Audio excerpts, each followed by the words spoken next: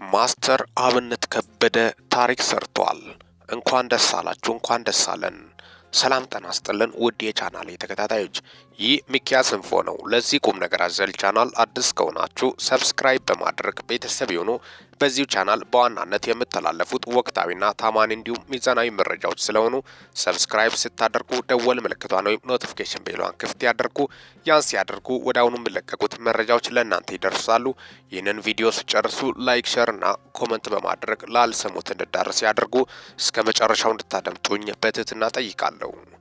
በኢትዮጵያ ታሪክ በዲጂታል ሚዲያ እጅግ ከተጠበቀው በላይ ታሪክ እያስመዘገበ ያለው ማስተር አብነት ከበደ አዲስ ሪከርድ አስመዝግቧል። በርካቶችን ያስደሰተ ክስተት ሆኗል። ምንድነው ይህ? በቲክቶክ አካውንቱ በኢትዮጵያ ታሪክ ወደ ደረጃ 1 እንደመጣ ጭምርም ነው። ማስተር አብነት ከበደ በበጎ ስራዎቹ የጀመረው ታላቁ ኢትዮጵያዊ ተነግሮ ስለሱ አያልቅም። ከሌሎች ጋር መወዳደር የለበትም በፍጹም። ማስተር አብነት ከበደ ሌሎች 4-3 ሚሊዮን ካላቸው አንጻር ማስተር አብነት 100 ሚሊዮን ተከታይ ሊኖረው ይገባል በማለት በርካቶቹ ሀሳባቸውን የገለጹ ናቸው። ምክንያቱም በጎነትም በተግባር ለህዝብ እየኖረ ያለው ድንቅ ኢትዮጵያዊ ነው። ማስተር አብነት ከበደ ለህዝብ ሟች፣ ለህዝብ ነዋሪ በጣም በሚደንቅ ሁኔታ ለህዝብ እድሜውን የሰጠ ድንቅ ኢትዮጵያዊ ወጣት ምንጊዜም ተነግሮም አያልቅ። 5.1 ሚሊዮን ለማስተር አብነት አይገባውም። ከዛ በላይ 100 እስከ 1 ቢሊዮን ተከታይ ብቻል 10 አካውንት አድርጎ በዛ ራሱ ፎሎው ማድረግ በተቻለም በማለት በርካቶቹም እየገለጹ ናቸው። ቁጥር 1 ያለሙ ምርጥ ሰው መሆን አለበት።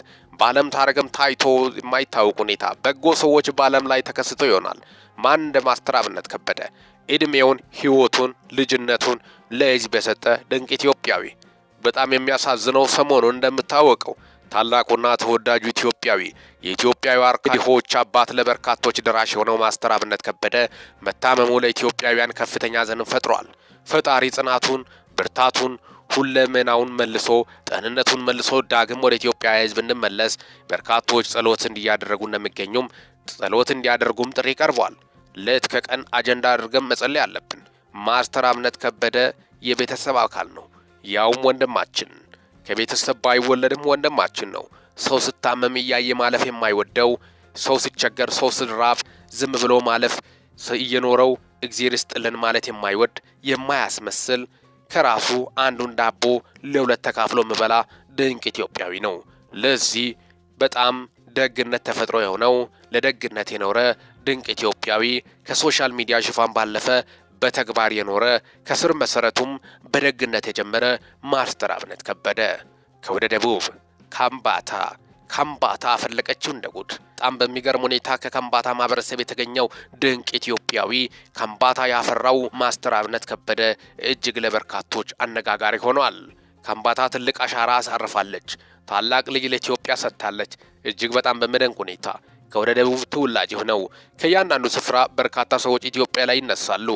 ግን ከወደ ደቡብ የተሰማው የማስተር አብነት ከበደ ታሪክ እጅግ አስገራሚ ነው።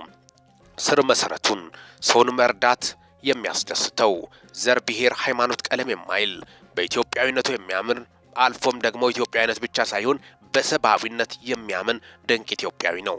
ሰውን ለመርዳት ሰው መሆን ብቻ በቂ ነው ብሎ የሚያስብ ማስተር አብነት ሰውን ለመርዳት ሰው መሆን በቂ ነው ብሎ የሚያስብ ማስተር አብነት ከበደ ተፈጥሮ ነው። ለሰው ይራራል። የርህራሄ ልቦቹ ደጋግ እጆቹ አይታጠፉም። በሄደበት ሁሉ ልገሳ ነው ወደው ማስተር አብነት ከበደን ለዚህም ነው ሁሉም ኢትዮጵያዊ ወደው። ሰሞኑን የገጠመው ህመምን በማስመልከት የተለያዩ ሀሳቦች ሚዲያ ላይ እየተንጸባረቁ ይገኛሉ። የህመሙ ምክንያትን በማስመልከት ከዚህ በፊት ከህመሙ እንደዳነ እግሩ ይቆረጥ እንደነበርና እግሩን እግዚአብሔር እንደፈወሰው ምስክርነት የሰጠውን ቪዲዮ በማምጣት አንዳንዶቹ እግሩ ሊቆረጥ ነው የሚል ሐሰተኛ መረጃዎችን እያራገቡ ይገኛሉ።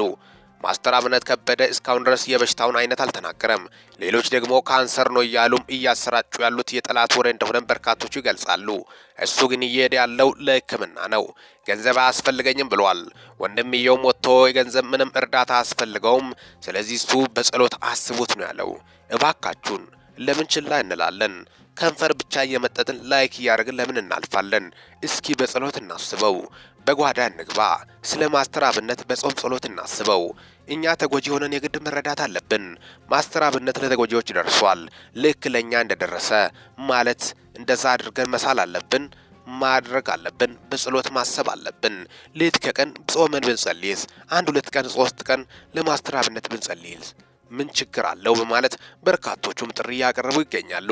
ምክንያቱም በሱ እጅ ብዙ ኢትዮጵያኖች ገና የሱን እርዳታ እየተጠባበቁ ያሉት ኢትዮጵያኖች አሉ።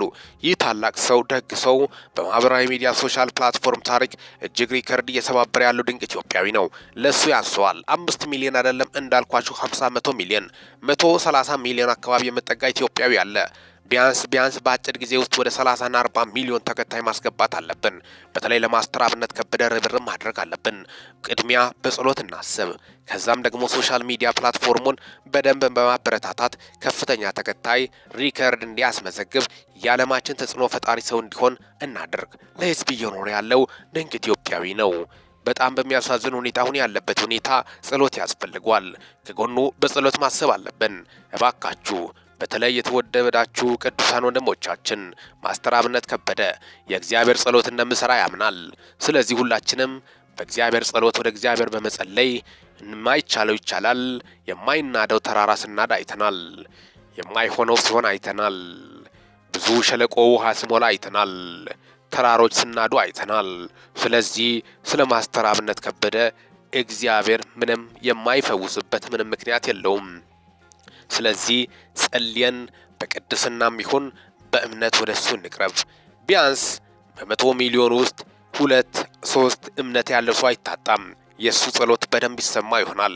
በእምነት እንቅረብ፣ ጓዳ እንግረባ። ስለ ማስተር አብነት እንጸልይ። እባካችሁን ይህ ታላቅ ሰውና ደግ ሰው ነው። ጸሎት የሚገባው በጸሎት የምታለፍ በጣም ድንቅ ኢትዮጵያዊ ነው። ስለዚህ ብዙ እርዳታ የሚያስፈልግ ለብዙዎች ደግሞ ድራሽ የሆነው ብዙ እርዳታዎችን ደግሞ እግዚአብሔር በሱ ገና ለብዙዎች ይደርሳል። ማስተር አብነት ከበደ የድሃ አደጎች አባት ነው። የድሃዎች አባት ምስኪን።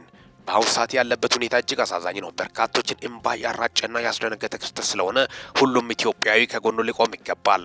በጸሎት ሊያስበው ይገባል። እስካሁን ድረስ በትክክል የበሽታው አይነትን ወጥቶ አልተናገረም። አንዳንዶች ዝም ብለው ማህበራዊ ሚዲያ ላይ ያናፈሱ እንጂ ምን እንዳመመው እስካሁን ድረስ ከፊሎቹ ኩላሊት ይላሉ፣ ሌሎች እግር ይላሉ፣ ሌሎች ደግሞ ካንሰር ይላሉ። ስለዚህ ልጠነቀቅ ይገባል። ክፉ ምኞታቸውንም እዛው ዲስኩር ለማህበራዊ ሚዲያ ፕላትፎርም ላይክ ለማግኘት ስሉ እንደዛ ብሎም ልክ አይደለም። ምናልባት የማስተር አብነት ህመም በርካቶቹ እንደሚሉት ከሆነ እሱም እንዳለው ከሆነ ጎፋ ሳውል ላይ የነበረው ቆይታ በኋላ ከፍተኛ ህመም ላይ እንደተጋለጠ ነው። የህመሙ ምክንያት አይታወቅም። ድካም ይሁን ከዛም የተነሳ ምናልባት ለከፍተኛ ህመም ተጋልጠው ይሁን እዛ የምታወቀው በደንብ ዲቴይሉን አላስቀመጠም። የበሽታ አይነቱን አላስቀመጠም። ማስተር አብነት ከበደ የምንጊዜ ምርጥ ኢትዮጵያዊ ነው። ሁሉም ክፉ መልካም ያለቀሰበት፣ ሁሉም ኢትዮጵያዊ ስለሱ እያነባለው ነው። ስለዚህ ከማንባት ባሻገር ወደ ተግባር እንግባ፣ ወደ ጸሎት እንግባ።